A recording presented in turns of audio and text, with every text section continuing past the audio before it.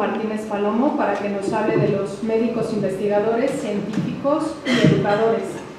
El doctor Adolfo Martínez Palomo nació en la Ciudad de México en 1941, cursó la carrera de médico cirujano en la Facultad de Medicina de la UNAM, que culminó en 1964.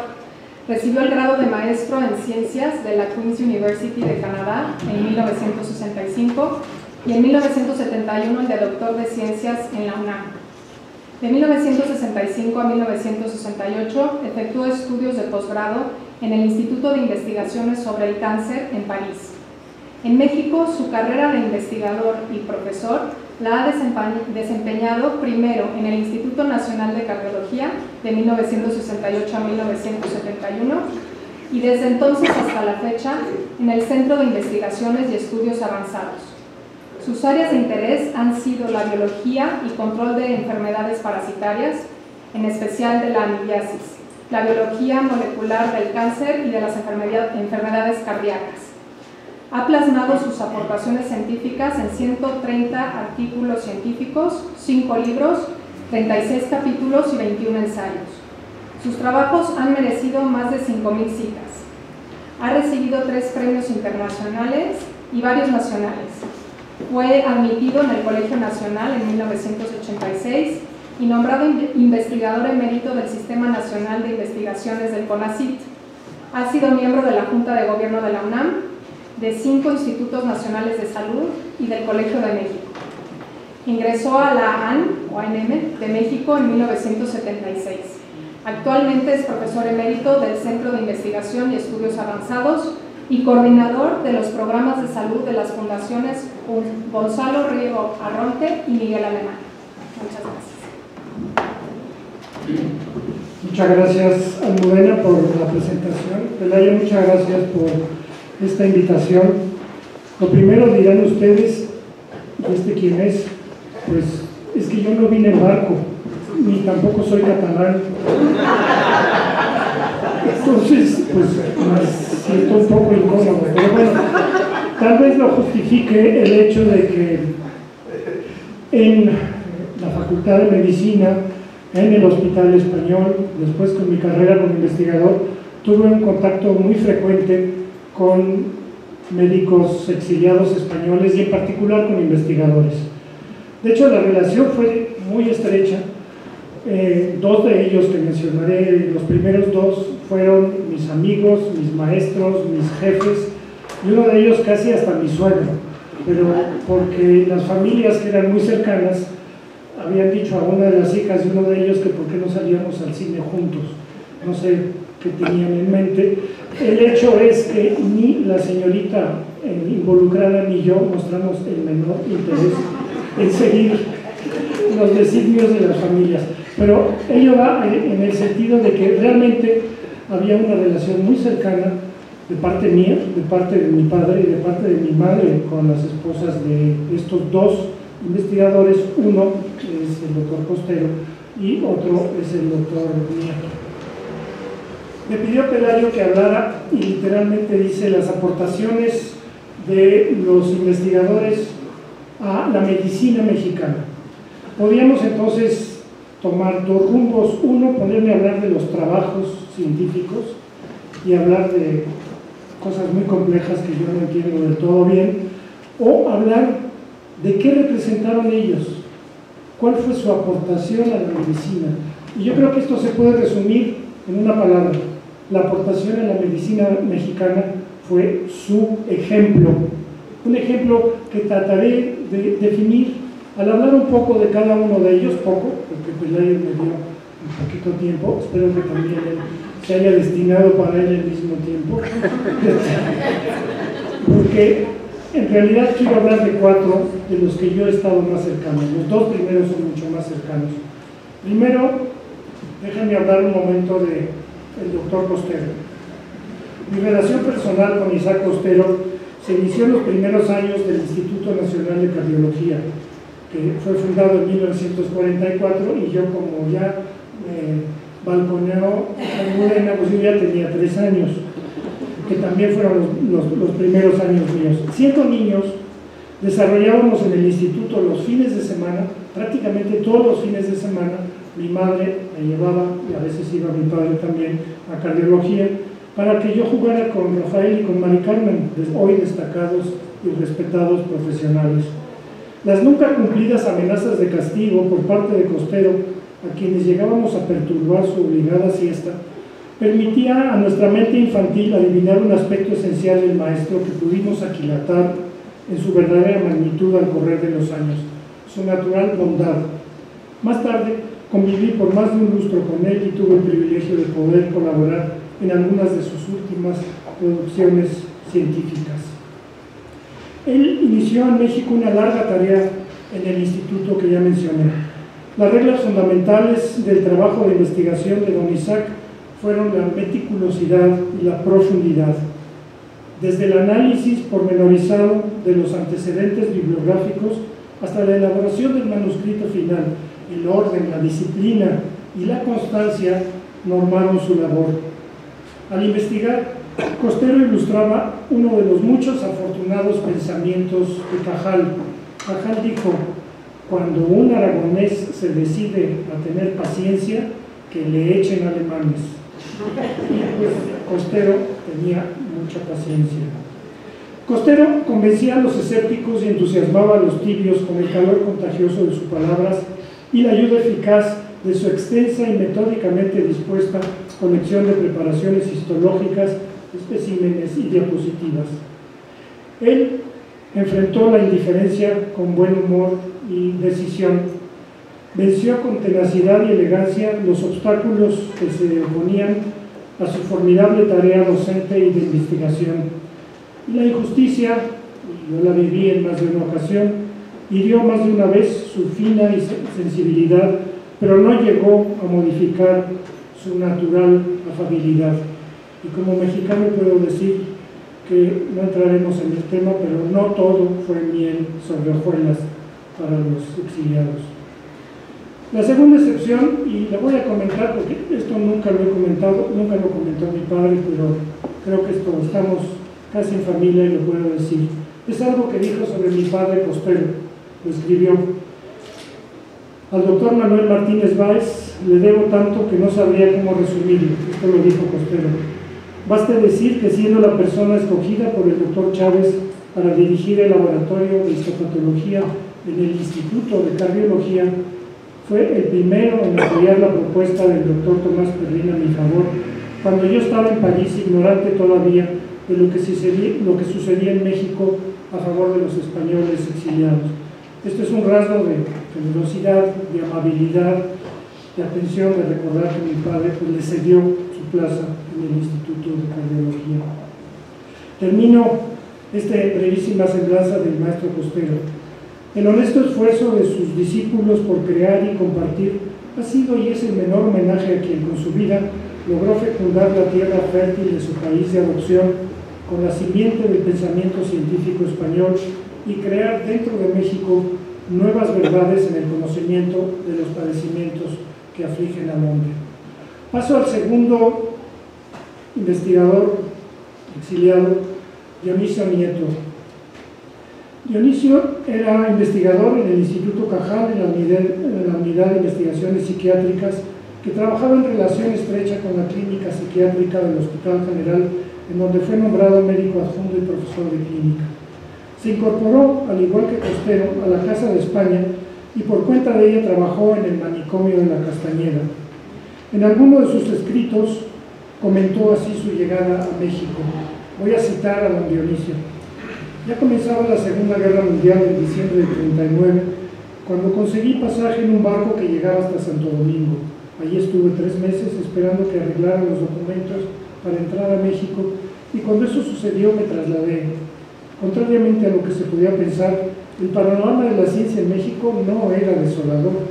Ya había en el campo de la medicina mexicana unos cuantos grupos de investigadores, y gracias a los colegas mexicanos, quienes nos facilitaron la actividad médica y el desarrollo profesional en el exilio, y nos acogieron, nos ayudaron de manera incondicional, algo realmente extraordinario.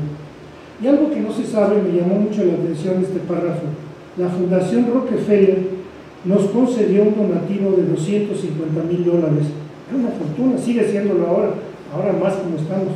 pero bueno, en aquel entonces también lo era, para que se creara aquí un centro similar al Instituto Cajal. No sé si ustedes sabían de esto, pero yo no. Pusimos manos a la obra de inmediato, o sea, comenzamos a proyectar todo lo concerniente a la instalación de ese centro, que finalmente se ubicó en la antigua Escuela de Odontología. A fuerza de entusiasmo se habilitó un piso, se reconstruyó y comenzamos a trabajar a mediados de 1941. Solo hace poco más de un año que yo había llegado a México. Esta fue la primera institución del país que se dedicó al estudio de la neurología y la psiquiatría.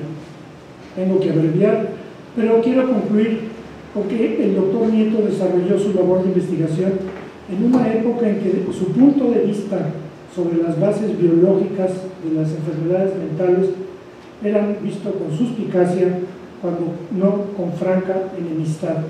Él corrió en contra de la corriente, en lo que ahora sabemos, quien tenía razón no eran los que pensaban que la enfermedad mental no tenía una base biológica, y que tenía la razón era Dionisio Nieto. De él supe generosidad, bonomía, interés particular. Él estaba constantemente estudiando, no dejaba de estudiar. Yo estuve con él, me permitió, cuando estaba en el segundo año de carrera, estar en su laboratorio en el Instituto de Investigaciones Biomédicas, y la verdad, la mayor parte del tiempo se la pasaba estudiando, tratando de avanzar en un campo pues, que todavía está casi en pañales de la psiquiatría, en relación con otros campos de la medicina. Fue una gente excepcional, y no puedo dar muchos detalles, pero puedo, muchos años de haberlo visto, un médico absolutamente excepcional. Paso a don Rafael Méndez, farmacólogo. Él no tuvo relación directa con la Casa de España, pues se integró a México muchos años después, en 1946. Sin embargo, su extraordinaria labor como investigador y maestro la realizó siempre cerca de sus colegas médicos españoles refugiados en México, en particular de Isaac Costero. Es más, vivían juntos, bueno, no juntos, vivían cada quien en su piso, en el Instituto de Cardiología, y estaban comodísimos porque don Isaac tenía que caminar como 100 metros para llegar a su laboratorio, y don Rafael tenía que caminar como 20 metros para llegar al suyo. Y ahí tenían todo, tenían la habitación, le pasaban muy bien, y era una habitación, no era un edificio grande, eran 4 o 5 departamentos nada más, y ahí vivieron buena parte de su vida aquí en México. Iba a leer algo que don Rafael escribió, pero creo que el tiempo se agota y no quiero dejar de mencionar al cuarto, y perdón que sea tan breve como Rafael, a quien estimé, a quien quise. Yo estuve varios años trabajando en cardiología, estuve 5 años con el doctor Nieto, con él hice su tesis. A él le debo mi formación, pero no estamos aquí para hablar de mí, sino para hablar de nuestros amigos.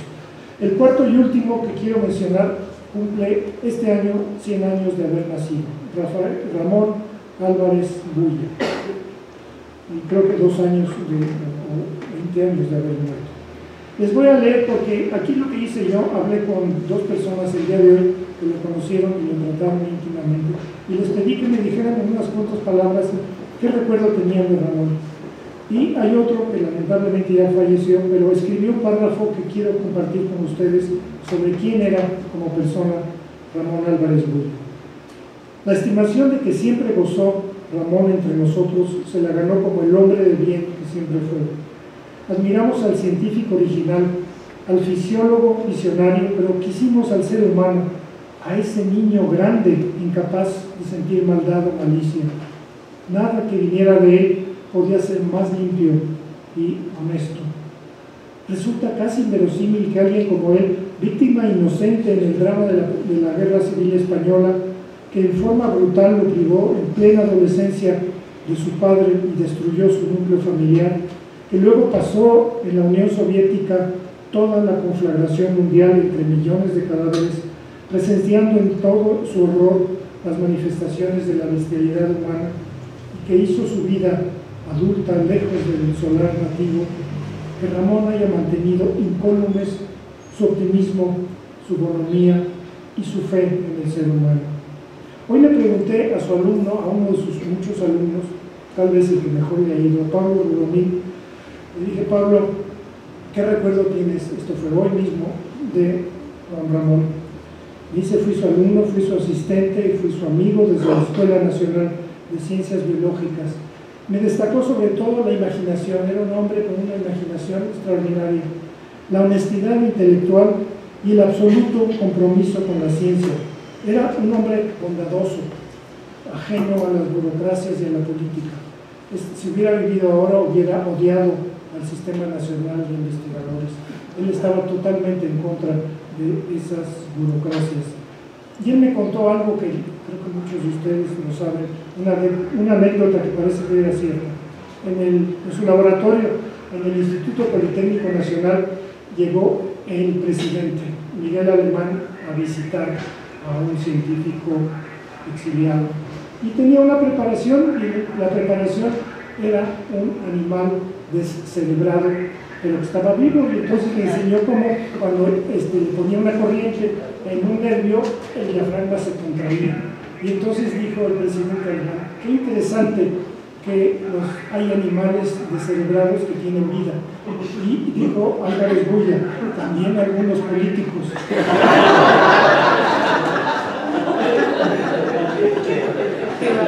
Creo que todo el mundo se quedó espantado porque no sabían qué iba a pasar, pero entonces el presidente alemán, que tenía muy buen humor, soltó una enorme carcajada y todos rieron.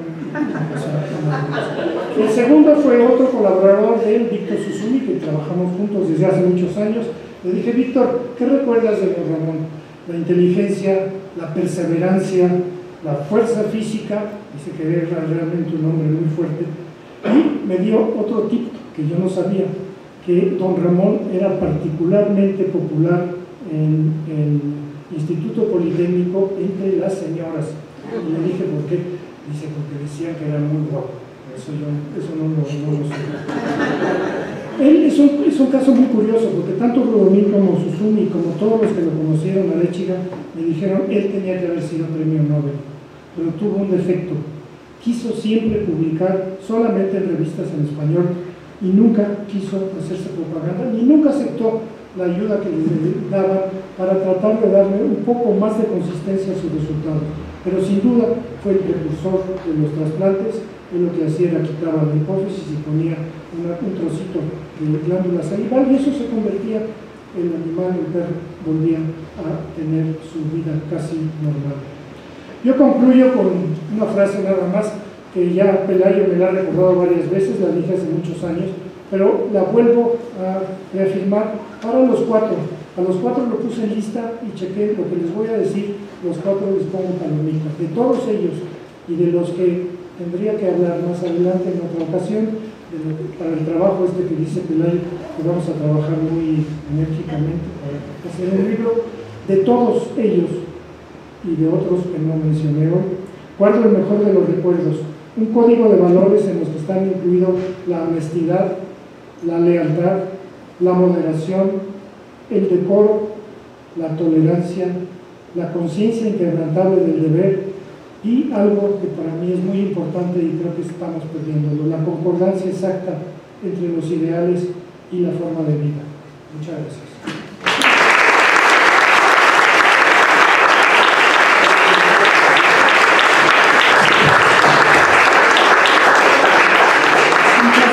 Doctor Martínez. Bueno, y para hablar sobre los médicos clínicos y cirujanos y su desarrollo en la medicina pública y privada, le pido de nuevo al doctor Vilar que tome la palabra. Me gustaría que Grecia me ayudara. Y desapareció. Sí, nada más. Puedo citar el texto, pero con algunas ilustraciones que hace menos árido. Bueno, la llegada de los republicanos españoles a México se ha considerado que fue entre 1939 y 1942, pero en realidad seguimos llegando hasta 1950. También se han manejado cifras muy alegres, y una de las tareas que me di fue, bueno, si me dejan a ciegas, mi proyección. Sí sería interesante que si hubiera pequeñas pantallas que pudiéramos verlo, y eso facilita mucho. Si no me dan luz, no puedo ver. Ya me pide aquí Carmen Tagüeña que haga una donación. La haremos, claro. Me desamparaste, Grecia, ¿eh?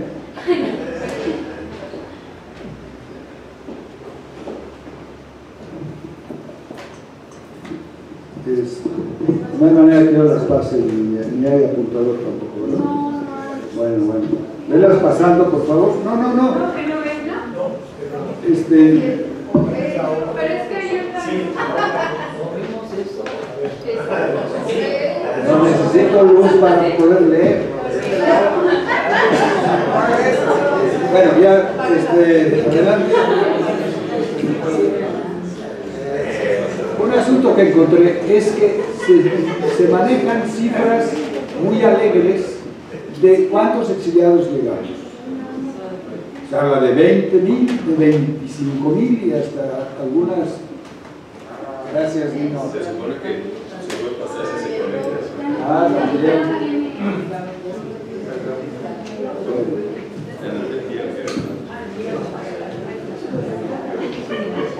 Entonces me di a la tarea de buscar fuentes y el libro que publicó la Ciudad de México vienen cifras basadas en estadísticas reales de la Secretaría de Gobernación y de la Dirección General de Estadística. En realidad, en el periodo de 1939 a 1950 ingresaron 19,960 exiliados españoles, la mayor parte desde Francia.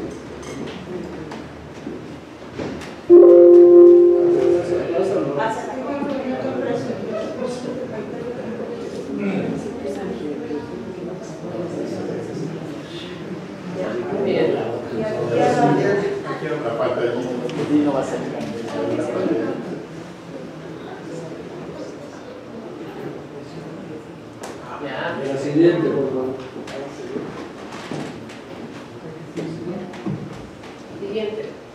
Aquí está lo que estoy presentando.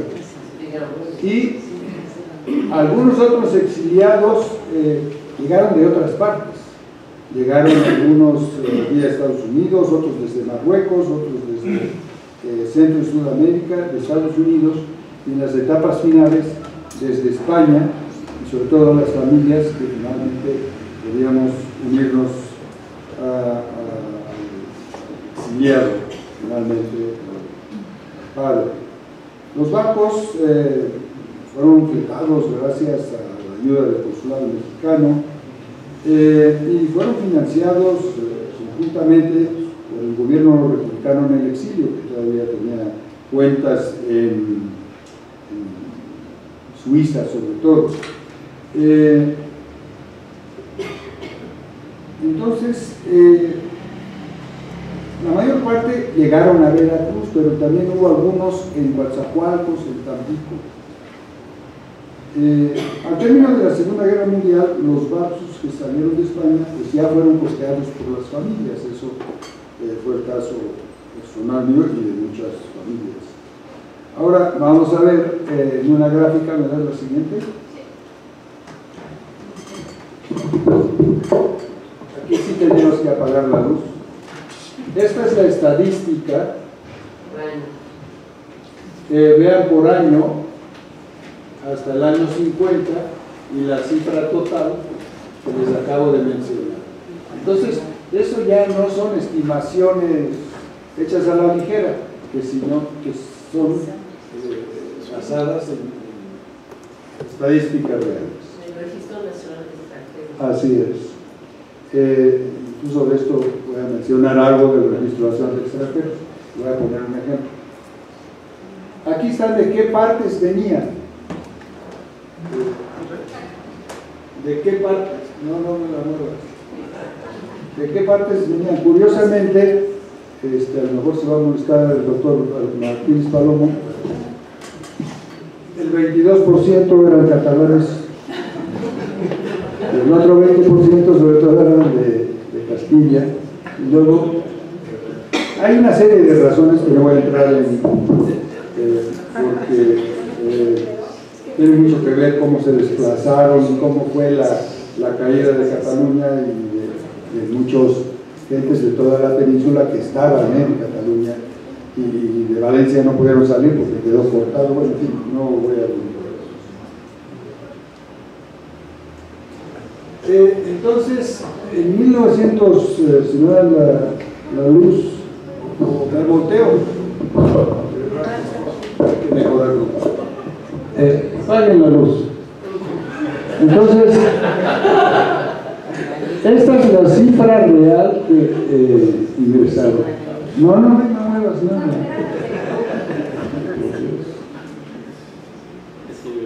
A ver. Bueno, entonces, en Francia se crearon los organismos que muchos de ustedes conocieron, el SER, el Servicio de Evacuación de los Refugiados Españoles, encabezados por el último presidente Juan Negrín.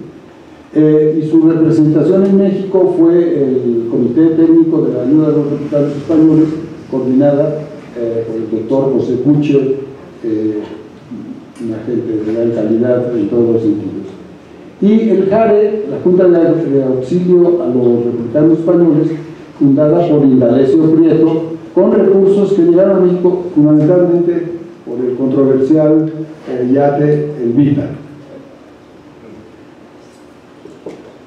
Ahora, aquí está explicado lo que gastaron las representaciones del gobierno republicano en el exilio, que fue de 8.5 millones, y lo comparan con el gasto que tenía México, y el total se sumaron, llegaron a 48 millones, que es el 85% del presupuesto que tenía México, que era 570 millones. 8.5. El 8.5 del presupuesto que tenía México. La contribución del gobierno a través del consulado en Marsella fue extraordinaria, y las embarcaciones llegaron y hubo que crear una infraestructura. No llegaron pues ahí que hagan lo que puedan, no, el gobierno de México, con la ayuda también de la organización del gobierno republicano en el exilio ya, se preocuparon de crear toda una estructura para que, y eso fue costeado con haberes del municipio, del gobierno del estado, de la Secretaría de Gobernación y de la Secretaría de la Defensa Nacional, porque además había requerimientos que había que identificar, documentar, alimentar, alojar, atención médica, darles ropa y transportación a las entidades federativas que después de ellos. Y aquí yo le recordaba una cosa al doctor Botey, que yo no sé si la sabías, Marco, pero y está en un excelente reportaje Quintanilla que editó el Ateneo, que es una maravilla ese documento, es extraordinario, que el doctor Botey tuvo una neumonía y fue internado en el Hospital Civil de Veracruz. Entonces, eso es una perla histórica. Y aquí está lo que se generaba para el Registro General de la Población, de Gobernación, y este es ni más ni menos el maestro Costello. Estas identificaciones se pueden encontrar en Lecumberri, en el Archivo General de la Nación, y todos los que llegamos, ahí estamos con esto, y esto es una fuente de investigación extraordinaria.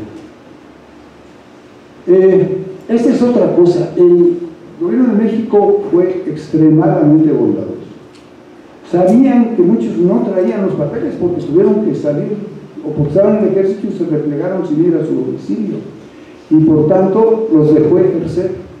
Ya con el tiempo se fueron apretando las cosas, pero esto no es una cosa que olvidemos, ¿no? Ahora, el colectivo médico era bastante heterogéneo. algunos médicos formados, académicos, investigadores de gran calado, como acaba de demostrar el doctor Martínez Palomo. Otros eran médicos jóvenes que tenían determinados años de ejercicio, y por último había médicos que habían terminado la carrera pero no se habían graduado.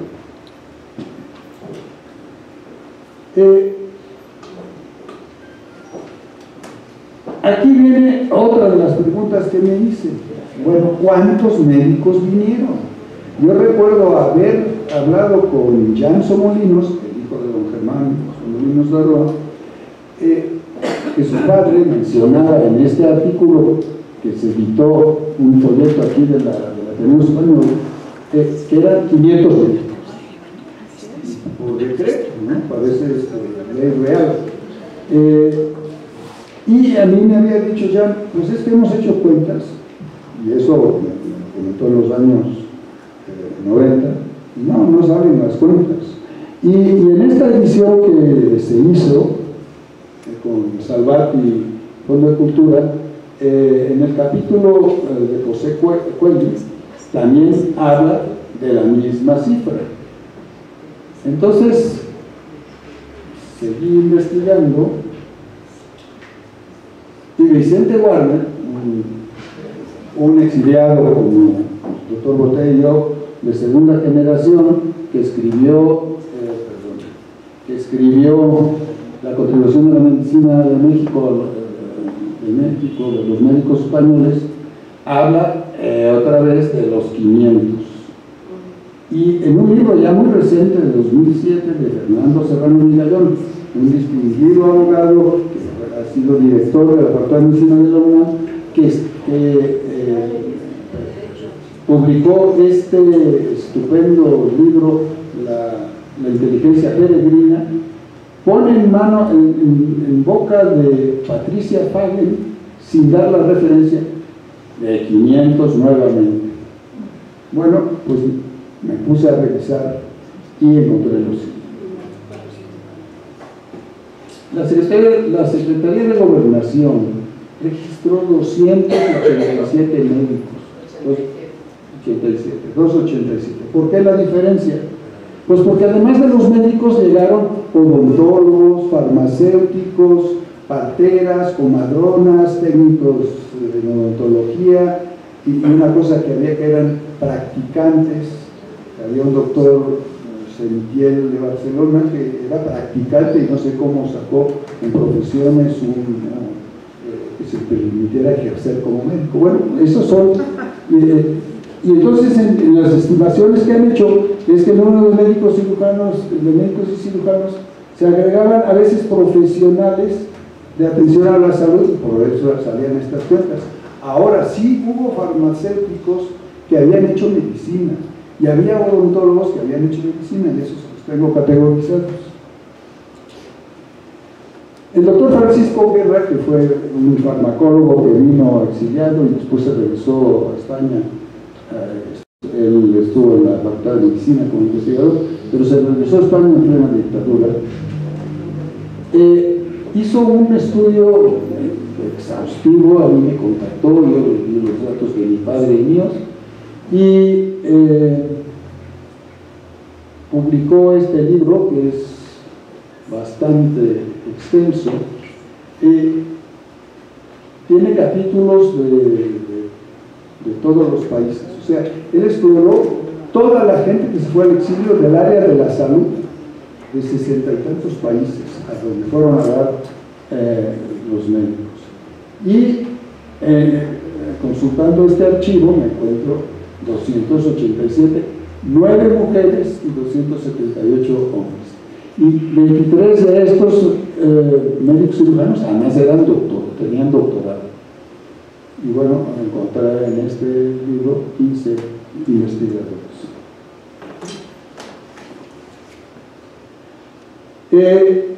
De eso se desprende que pues, había 191 médicos generales y 96 médicos especialistas, y esto eran las especialidades que se cultivaron de la época. Y bueno, nos va dando información que nos va ayudando a categorizar. Ahora también decidieron que había que distribuirlos. Cuando llegaban les daban 500 pesos, pero si optaban por ir a provincia les daban otros 500 pesos. Entonces, en el Distrito Federal se quedaron 227 y a las entidades federativas 60. Y también me di a la tarea de ver a dónde fueron a dar, y aquí lo tengo todo con detalle. En Baja California fueron bastantes, Chihuahua, en Hidalgo, donde fue mi padre, fue un grupo importante, que además hicieron bastantes cosas, no voy a abundar. Y aquí ven los diferentes estados y las diferentes especialidades. Aquí está el nombre, la especialidad y a dónde fueron a dar. En Veracruz también se quedaron muchos. Bueno, eso ya nos va dando un panorama más confiable de lo que en realidad sucede. Publicaciones, ese es un tema muy interesante que habremos de ahondar. Una revista que fue Anales de Medicina del Ateneo Ramón y Cajal, que según en el archivo de aquí fue del 44 al 47. Y curiosamente no tenía un director, tenía un comité que estaba el doctor Darcú, el doctor Cosío Villegas, el doctor Latají, el doctor Postero. Entonces era un comité de doctores. Mi padre en Hidalgo fundó esta revista. Este fue un número excepcional, por eso está Ramón y Cajal otra vez, y además el dibujo a pluma es de mi padre, que dibujaba muy bien. Él fundó en Pachuca una revista que duró de 1946 a 1960, junto con otros dos rectores españoles madrileños, el doctor Aparicio y el doctor Herraiz, gente de muy buena calidad, más otros médicos muy respetados en Pachuca. Y la revista era el órgano oficial del Colegio de Médicos, que entonces era Sindicato Médico Hidalguense, y le dijeron, bueno, si usted quiere publicar, pero no hay dinero. Y ellos lograron, sobre todo el doctor Aparicio, pues, que tenía los contactos para obtener anuncios. La revista era bimestral, con un tiraje de 1000 ejemplares, y además estaba en el índice internacional, el Index Médicos, que era una revista bien categorizada. Cuando él vino a México sacaron un par de números y la revista se terminó. Necesitamos ahondar en la revista que fundó el doctor Fumina Magallo en Monterrey. Fundó dos revistas, Monterrey Médico y Archivos Médicos Mexicanos. Y leí que la México Hispana publicaba algún tipo de revista.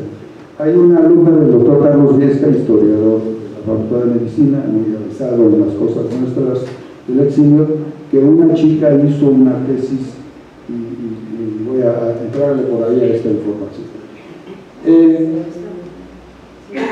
Ahora bien, los libros, también una enormidad de publicaciones. Y yo nada más presento esto y pongo la más emblemática que encuentro, que es este libro, que en su momento era un libro extraordinario, el Tratado de Anatomía Patológica del maestro Postero, con su mirada penetrante. Pongo unos cortes de los que a mí a veces me enseñaba yo. Tuve a través de mi padre una relación muy importante con él. Y Somolino Figueroa, en 1965, menciona que el librero Esteban Vega contaba con más de 60,000 fichas de autores exiliados españoles de libros, artículos, monografías, de las cuales 3,000 correspondían a medicina. Bueno, ahí ya tenemos una tarea, y eso apenas era en 1965. Así es que, si se puede hacer una búsqueda y tenemos los elementos para hacerlo, sería muy deseable.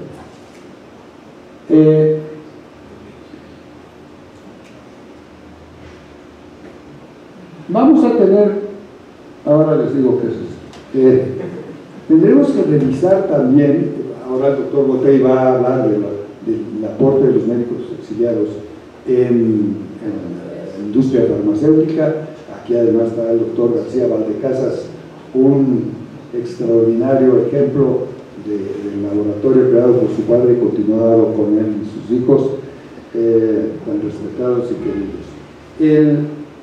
Nos faltan ver también las instituciones, ya lo mencionó Almudena, se crearon mutualidades, porque las sociedades eran pobres, entonces se hizo la Médica Hispana, se hizo la Médico Farmacéutica, se creó con 40,000 pesos que le dio el fondo que tenía para refugiados, una clínica que se llamaba de especialidades, toda tripulada por exiliados, y a veces se llamaba la Clínica Nuevo León, porque estaba en la calle Nuevo León. Y también los comunistas crearon, en memoria de un médico que fue con las brigadas internacionales, el doctor Barsky, una clínica que tuvo una duración que habrá que rascar un poco todo esto. Así pues, tenemos una gran tarea, y también hubo médicos que hicieron literatura, y ya puse el ejemplo del doctor Martínez Palomo, que siendo un médico y un investigador que tiene un gran gusto, ha hecho unas ediciones fabulosas sobre músicos, en fin. Eso también es otra beta importante a explorar. Este es el barco Monte Albertia de la naviera Aznar, que me embarqué en él en Barcelona hace 70 años, un 28 de febrero, y puse pie en México un 3 de abril de hace 70 años, y este fue un día muy feliz. Y termino con la frase del doctor Martínez Palomo, que es: pocas veces he encontrado, y se lo he dicho a él, una frase más afortunada de describir a aquellos que fueron también mis maestros, como el doctor Nieto, que no de las clases de psicología. Así es que con eso termino, y tenemos una gran tarea, mi querido Ernesto, Josefina, Tomé y todo el resto de la directiva, pero yo espero que cumplamos y saquemos un extraordinario libro sobre este tema. Muchas gracias.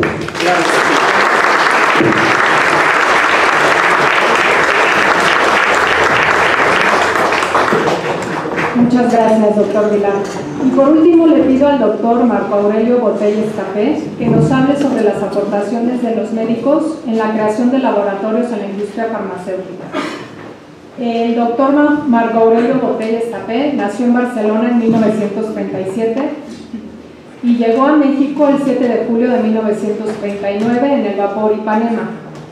Aquí se recibió de médico con mención honorífica en la Facultad de Medicina de la UNAM en 1962 y laboró como director médico en varios laboratorios farmacéuticos: Farvar, bajo el exiliado doctor Wenceslao Dutrén; Merrell, bajo otro refugiado, el doctor Antonio Girard; y finalmente en Sintex, bajo la batuta del doctor Romelio Mas, también exiliado.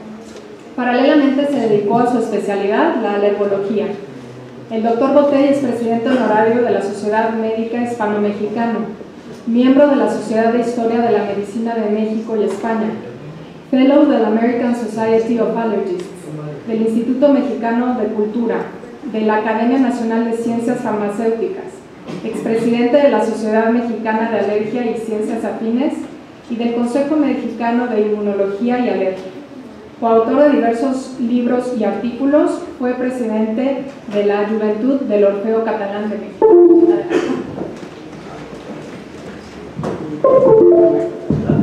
Muchas gracias. Sí, realmente mi vida profesional estuvo en muchos aspectos, digamos, de la industria farmacéutica, por lo que sí creo que es pertinente que yo hable de ello porque lo viví. Dentro del grupo de médicos españoles exiliados, muchos de ellos se insertaron en la industria farmacéutica nacional. Ello debido a que no todos pudieron abrir sus consultas para no restar pacientes a sus colegas mexicanos. Esta industria albergó, pues, desde representantes médicos exiliados hasta directores generales a varios médicos españoles. En aquella época, la industria farmacéutica era más sencilla que hoy. Laboratorios internacionales que desarrollaban nuevos fármacos que patentaban y laboratorios nacionales que vendían productos con fórmulas originales o de patente vencida de los laboratorios grandes. Vivían de ventas al gobierno y sobre todo de la práctica de la medicina privada, consultorio, donde el médico expedía su...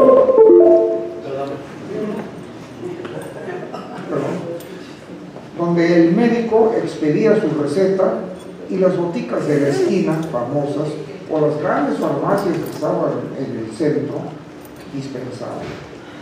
Para que el médico emitiera su receta, era convencido por la labor de los representantes médicos o de maletín que les hacían la promoción de sus productos, les dejaban monografías o informaciones para prescribir y desde luego unas muestras médicas, entre comillas, para inicio del tratamiento. Numerosos médicos españoles se incorporaron a esta industria. Varios de ellos participaron incluso en la ANAFAM, la Asociación Nacional de Fabricantes de Medicamentos, tales como los doctores o ingenieros refugiados españoles José Ignacio Bolívar, Eduardo López, José Piñón Noya, José Cobos Paladero, Ramón Tabago, José Carballo, Juan M. Millán y Enrique Rubión. Incluso dos de ellos, los doctores Valdecasas y Wenceslao Lutrell, fundaron laboratorios propios, los laboratorios Valdecasas y laboratorios Farvard, farmacéuticos Barcelona, laboratorios Farvard. Muchos otros se incorporaron en diferentes categorías a la industria, desde directores generales, directores médicos y otros cargos administrativos o técnicos. Muchos de ellos tenían credenciales académicas extraordinarias. Entre ellos mencionaría a los doctores Jesús Jiménez, Fanjul, Cabrera, Guardiola, Abaunza, Julio García, Aranguren, la doctora Palma, Pedro Tomás, Zárraga, Cortés, Lladó, Puche, Folquipí, Comesaña, Valencia, Carlos Martínez, Riobó Soler, Pérez Lías, Aramburo, Giner, Tagüeña y Girán. Algunos los voy a mencionar aparte más adelante, ya que yo me pagué mi carrera de médico trabajando en la industria, primero como representante y finalmente como director médico internacional para América Latina. Laboré desde agente de maletín en laboratorio Farvard, bajo la tutela del doctor Wenceslao Lutrell, su propietario, hasta director médico internacional para laboratorios Merrell, cuyo director fue el doctor Antonio Girán, hermano del famoso Francisco Girán. Entré en Sintex para manejar la línea de antiinflamatorios por mi experiencia en alergología, bajo la tutela del doctor Domenio Mas, que era el director médico, y yo era su director médico para antiinflamatorios. Además de sus altos cargos en laboratorios de gran prestigio como Merrell, Sintex, Mercer, Bandón, Siva, Abbott, etc., muchos laboratorios nacionales se beneficiaron de los médicos españoles y técnicos. Laboratorios ICFA, Crilla, Lavis, Cervet, Euromex, Ufimex, Mavi, Lacrosse, Zapata, Keral, Mir, entre otros. Eso fue antes de fundar laboratorios locales de gran importancia como Laboratorios Valdecasas y Farvard. El doctor José María Valdecasas Santa María nació en 1905 en Granada. Estudió en el Instituto de Málaga, en la Residencia de Estudiantes de Madrid, e ingresó en 1923 a la Facultad de Medicina de Madrid y se relacionó y trabajó en investigación con Severo Ochoa, con quien publicó mancomunadamente trabajos de investigación.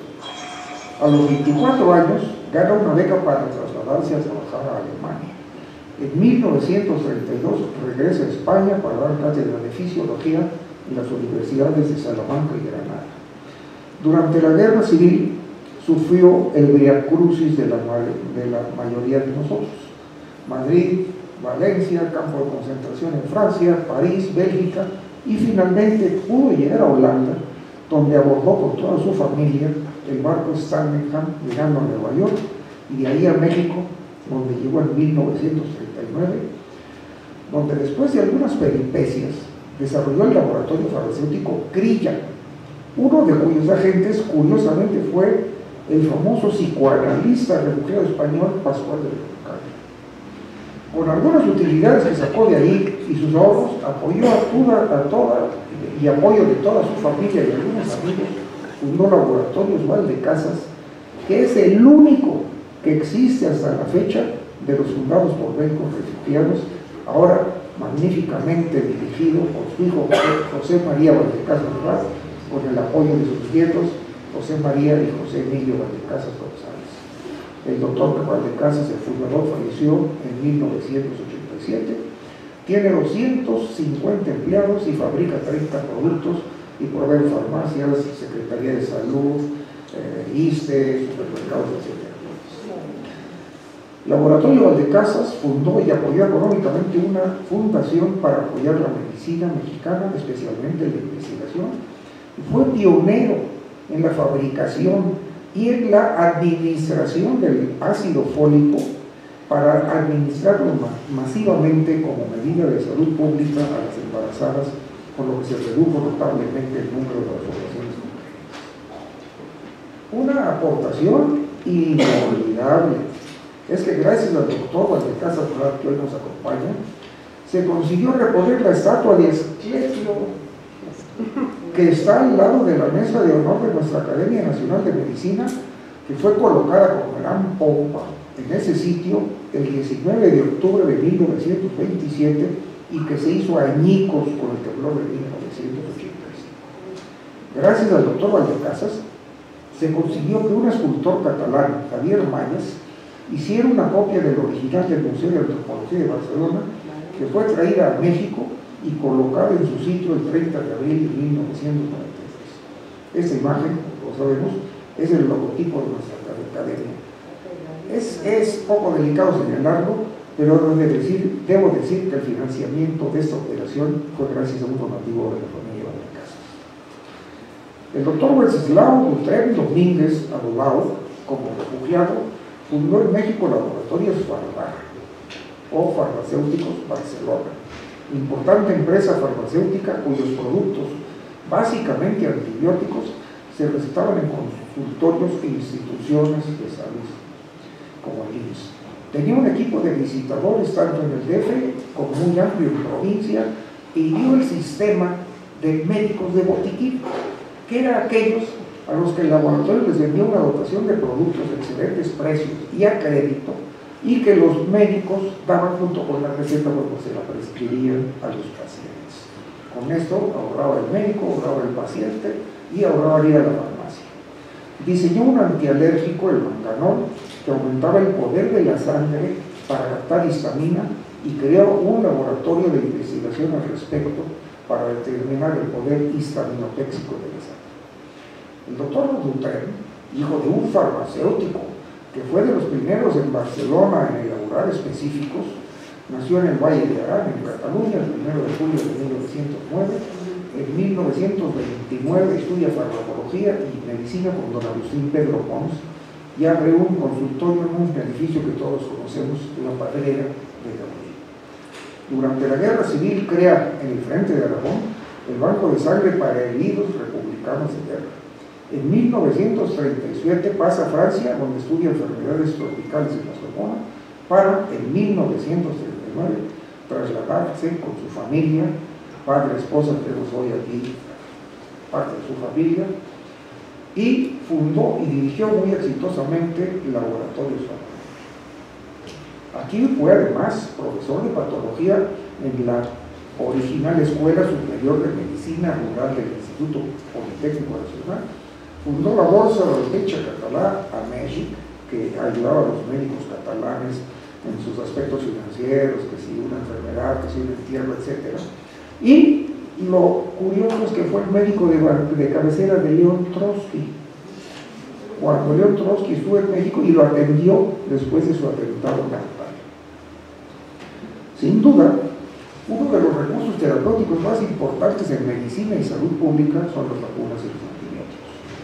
En el consultorio, sea de especialistas o de médicos generales, sin embargo, unos de los fármacos más prescritos son sin duda los esteroides.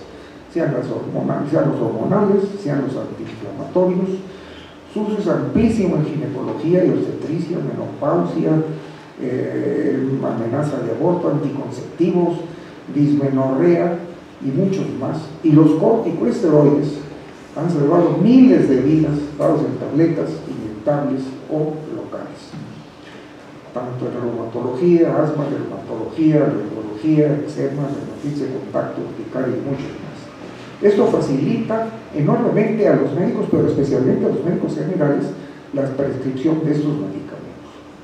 Sin embargo, hace tiempo no había la playa de farmacéutica de estas hormonas de esteroides, ya que ellas debían extraerse de organismos vivos. Por ejemplo, la progesterona de la orina de las monjas o de mujeres embarazadas y la cortisona, para hacerla había que comprar las glándulas suprarrenales a los rastros de Argentina para hacerlo, con un costo establecido. Todo esto cambió cuando los laboratorios de hormona descubrieron el núcleo químico de una planta de la selva de Chiapas, el barbasco y la cabeza de negro, un núcleo químico en peligro pentanofenantreno, que era la base química de las hormonas de esteroides, que con cambios moleculares muy simples se traducían o en cortisona o en estrógeno o en progesterona. Estas hormonas las empezó a vender México a granel a través de los laboratorios Sintex, a grandes corporaciones farmacéuticas americanas y europeas. Hasta que Sintex resolvió crear una división farmacéutica y traducir las moléculas de estos esteroides en preparaciones farmacéuticas de prescripción oral, inyectable, untar, etc. La recepción de esto por los médicos, especialmente los generales, fue descomunal y las ventas enormes. Fue un exiliado español, el doctor Domerio Mas Navarro, el artífice de esta magna aportación a la medicina nacional, quien en 1959 se incorporó al grupo directivo de la división farmacéutica de Sintex y fue el pivote para el desarrollo de las presentaciones farmacéuticas, su investigación clínica. Fundó el Instituto Sintex de Investigación, sus monografías e informaciones para prescribir, la publicación de artículos, la elaboración de materiales de capacitación de los representantes y médicos, el registro de estos medicamentos de salubridad, su inclusión en el cuadro básico. Y fue pionero en el registro y difusión de los anticonceptivos orales secuenciales. Aquí yo estaba trabajando con él. El primer anticonceptivo secuencial oral no lo podíamos registrar porque la esposa del presidente, la esposa, que era una muy mexicanista, dijo que se prohibía el uso de anticonceptivos orales porque en México necesitaban más mexicanos para su desarrollo. Entonces, ¿qué hicimos? A mí se me ocurrió, hicimos unos estudios y registramos el producto para el tratamiento de la dismenorrea, y en efectos secundarios pusimos, tiene un efecto anticonceptivo.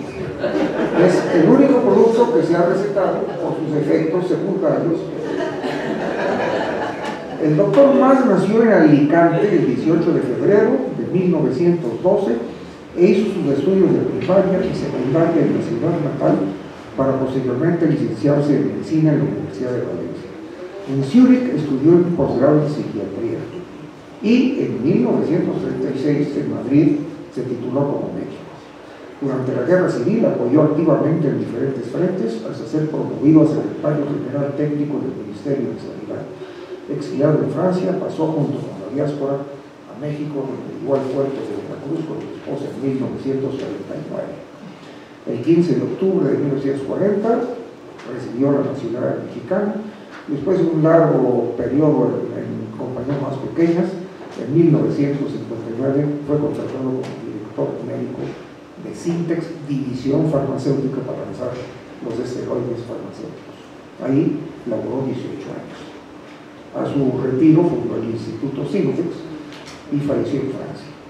Era una persona de enorme cultura y fue para mí un privilegio trabajar con él. Los inmigrantes españoles nos sentimos orgullosos de haber aportado al país un republicano fructífero. No sé si haya un tiempo para pasar pocas fotografías, muchas de ellas históricas que pueden ser interesantes. ¿Sí?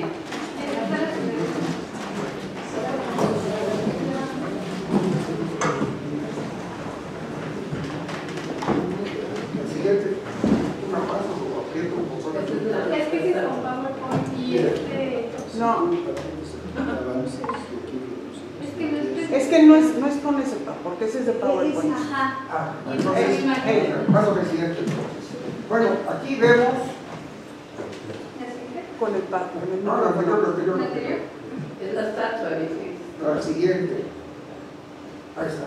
Aquí vemos nuestro afán. Micrófono. La estatua del exilado español en México. Esta estatua la hizo el Ayuntamiento de Veracruz, conmemorando la llegada de todos nosotros, y está en el malecón y es muy visitable. La siguiente. Aquí tenemos al doctor Valdecasas, el fundador del laboratorio. La siguiente. Y aquí vemos cómo el doctor Valdecasas era un médico muy importante antes de la guerra civil, porque incluso aquí tiene un trabajo publicado con José Vero Ochoa. Y aquí vemos el laboratorio Valdecasas, que es el único laboratorio fundado por refugiados españoles que todavía se mantiene en México. Aquí vemos al doctor Valdecasas y a su hijo, que ahora son los que administran el laboratorio en ausencia del fundador, el padre, que falleció obviamente. Y aquí vemos el laboratorio, tiene como 250 empleados y tiene como 30 productos. Y aquí vemos uno de los logros más grandes no farmacéuticos del laboratorio de Valdecasas, que fue el haber traído de Barcelona esa réplica de la estatua de Esclepios que está en el Museo de Antropología de Barcelona, que ustedes la ven, y que es el logotipo de nuestra Academia Nacional de Medicina. Muchas gracias, doctor Valdecasas, por eso, porque no tan solo él convenció al escultor, pidió el permiso al museo, sacó los permisos de exportación del Departamento de Cultura y tal, sino que además financió todo eso. Aquí vemos a la izquierda, ahí estoy yo muy joven, pero a la izquierda vemos una foto, son muy raras de encontrar, de don Antonio Giral. El doctor Antonio Giral fue hermano de don Francisco Giral, el famoso químico de la Cardenina, y además hijo de un político republicano famosísimo. La siguiente. Y esta foto me gusta mucho porque en el centro el señor de la barba es el fundador del laboratorio Farmac. A la derecha de lentes está su hijo Wenceslao Dutrem, que es el que hizo el laboratorio Farmac aquí en México y lo mantuvo muchos años. Y a la izquierda el ingeniero Eliseo Dutrem, que es el que hacía los productos, control de calidad, etc. La siguiente. El doctor Dutrem padre, que tenía un laboratorio en Barcelona, se hizo muy famoso por este producto, el Erotil, que se vendía como pan caliente en Barcelona y que obviamente es el antecesor del famoso Viagra. Aquí vemos el doctor Wenceslao Dutrem, ven abajo a la izquierda, es la foto del Colegio Oficial de Médicos de Barcelona, la siguiente. Y aquí ya lo tenemos, en México esta es una foto siendo el director y gerente del laboratorio Farmac. La siguiente. Y aquí tenemos su documento de migración de Comentó a México. Y es el producto antialérgico que él diseñó y que se hacen los estudios y están en la siguiente. Bueno, aquí tenemos una foto, el bigote es el doctor Rogelio Mas, su esposa y sus hijos, cuando ya habían llegado a México. Aquí lo tenemos, un gran hombre, pues tenía una cultura, se había leído 2 veces la comedia humana de Balzac. Bueno, era un tipo que sabía de todo y tenía anécdotas de la guerra civil, y aparte sabía muchísimo de farmacología. La siguiente. Aquí lo tenemos dando clase de esteroides. La siguiente. Y aquí lo tenemos, obviamente tuvo una relación muy grande con el doctor Costero, que ha mencionado el doctor Martínez Palomo, y con el doctor Salazar. La siguiente. Aquí lo tenemos con el doctor Costero, con el doctor Soberón. La siguiente. Aquí lo tenemos con estos 3 reumatólogos, que él fue uno de los pioneros en el tratamiento de las artrosis con inyecciones intraarticulares de cortisona de depósito, lo cual ayudó muchísimo en el campo de la reumatología. La siguiente. Y finalmente aquí tenemos el barco Ipanema en el que llegué yo, y que una vez bajamos al muelle, el gobierno de la República nos dio un dinero. Entonces, después, imagínense, después de la guerra en Barcelona, en el 37, en medio de un bombardeo, y después de los campos de concentración en Francia y el barco, el hambre que teníamos. Entonces, por esa idea nos fuimos al café de la parroquia. Y mi mamá se comió unos 8 huevos fritos, bisteces, arroz, frijoles, comieron como... Y al final, mi papá le dice al camarero: oiga usted, ¿cuánto le debo? ¿Cuánto es la cuenta? Dice: no es nada. Un paisano jarocho que estaba en aquella mesa dejó la cuenta que ustedes, exiliados españoles, pagaron. Bueno, con motivo del 500 aniversario del descubrimiento de América en Veracruz, organizó un simposio y fue el presidente municipal, y conté esta anécdota que acabo de explicar, y se levanta el presidente municipal y dice: no se preocupe usted, doctor Botey, usted sigue teniendo cuenta abierta en el café de la parroquia por cuenta del ayuntamiento de Veracruz. Y bueno, nada más quisiera terminar parafraseando un poco a un gran poeta refugiado, con una versión muy libre de una poesía que dice: yo bien quisiera tener una casa personal, con una mesa y un sillón de cuero, y un retrato de un abuelo que ganara una batalla con una mano en el pecho y otra por la espalda. Pero como no tengo ni una casa personal, ni una mesa, ni una silla, ni el retrato de un abuelo que ganara una batalla con una mano en el pecho y otra en la espalda, es por lo que os he venido a contar cosas de tan poca importancia.